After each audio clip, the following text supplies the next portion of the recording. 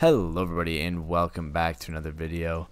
Today I'm talking about timing in the late game, and it's something I really don't see too many people really talk about, and I feel like it's very important, especially with some of the changes Epic has made in the more recent patches that really affect a lot of what is going on.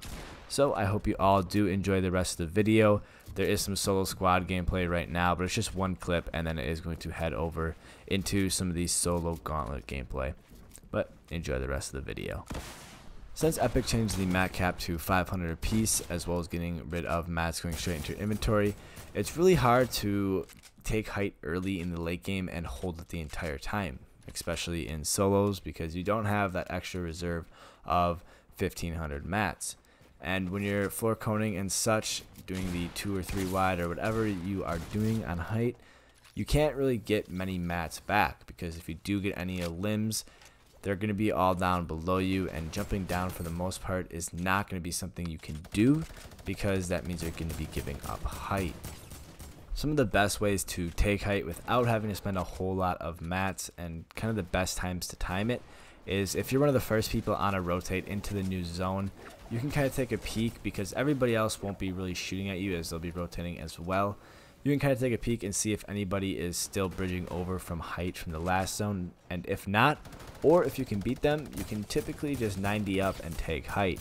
As well, rifting up will save you a lot of mats that you don't have to 90 up, and if you can and the players aren't really paying attention, or you have the right timing, maybe they're in another fight, you can knock them down and take height easily.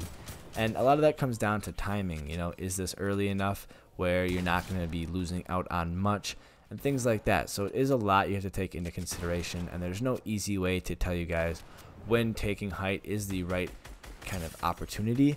It's something that is going to change from game to game, and you kind of have to be cognitive of what is going on within your match.